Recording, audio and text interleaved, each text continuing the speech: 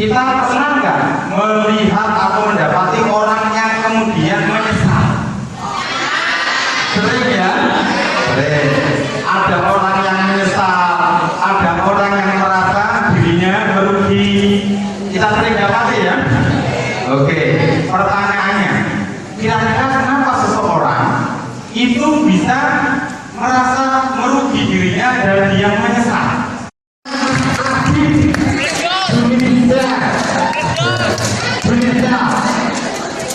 Kenapa orang itu merasa menyesal atau merugi? Itu karena pada masa lalunya dia melakukan kesalahan, di mana pada waktu itu sebenarnya dia menyesal karena gagal hal yang benar. Padahal dia itu bisa melakukan benar. Dan orang itu merasa merugi karena waktu itu tak bisa bisa kembali. Jadi di antara penyebab utama orang menyesal merasa rugi adalah ketika dia menyadari dia telah berbuat sesuatu yang salah, yang sepertinya dia bisa tidak melakukan itu, tetapi itu sudah terjadi dan waktu tidak bisa diulang kembali. Merasa rugi dan mengalami penyesalan berkepanjangan ketika dia sadari waktu yang dia miliki telah habis, telah lewat, dan tidak mungkin waktu diputar kembali ke masa lalu kita. Disitulah seseorang tidak hanya merasa dirinya rugi, tapi dia akan menyesali hidupnya tanpa bisa berbuat banyak yang berarti. Kita lakukan adalah jangan sampai kita gagal meraih impian kita, lalu jangan sampai kita kehabisan waktu untuk meraih impian kita. Itu penting. Mau enggak kita lanjutkan ke bab kedua? Bab pertama adalah orang rugi dan orang menyesal itu adalah apa? Orang yang gagal mencapai impian dan dia habis waktunya. Nah, sekarang bab kedua, kira-kira kalau tadi kita menyampaikan bahwa kita semuanya ingin menjadi orang yang tidak rugi dan tidak menyesal, caranya gimana? Yang Anda inginkan hari ini, apa yang paling Anda inginkan atau impikan hari ini untuk hari esok Anda? Apa impian Anda? Sudah, saya kasih waktu setengah menit. Renungkan apa yang Anda impikan dalam hidup Anda. Apa impian Anda? Definisikan. Tuliskan dalam pikiran dan hati, saya ingin jadi begini.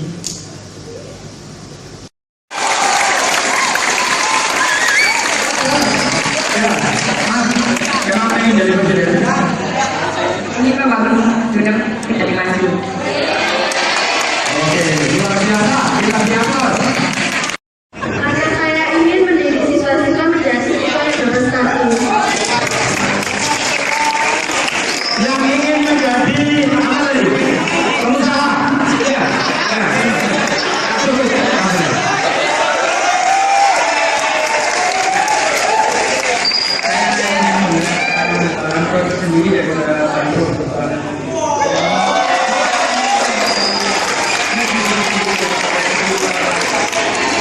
Oke, namanya siapa mas?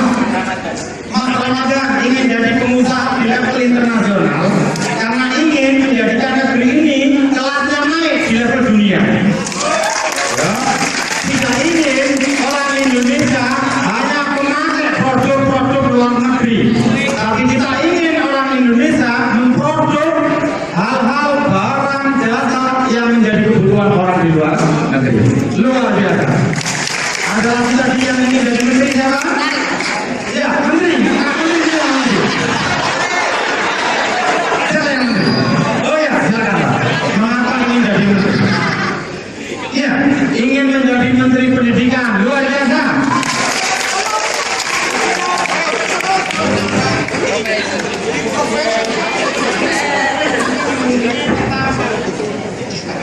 Karena saya ingin mengubah pendidikan di Indonesia menjadi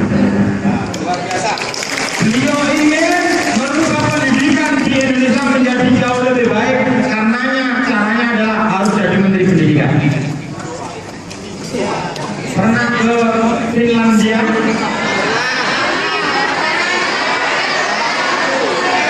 Saya pernah ke Finlandia.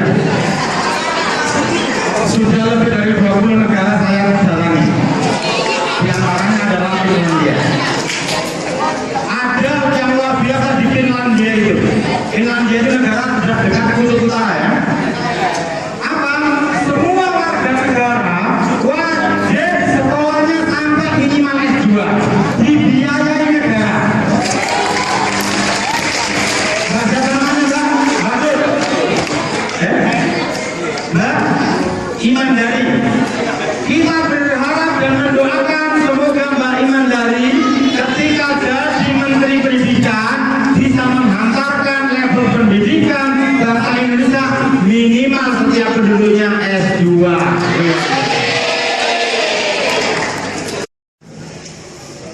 Boleh karena kondisi tertentu dalam jangka pendek kita harus sekolah di SMK.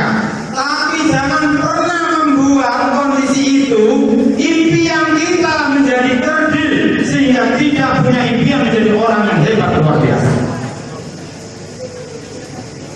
Begitu kita tidak punya impian yang hebat luar biasa, maka akan kita dapati kita akan menjadi orang yang biasa-biasa saja. Kita harus punya keberanian untuk punya impian besar dalam hidup ini. Beranilah mimpi besar. Tidak ada mimpi itu terlalu tinggi untuk dicapai. Biasanya kita gagal mencapai impian gara-gara kita lebih banyak agak kurang serius dan bersungguh-sungguh dalam mencapai impian kita.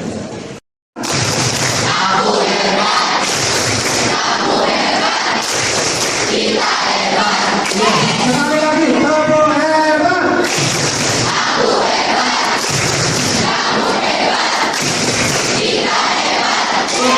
Terima kasih, sampai ketemu lagi dengan saya. Bila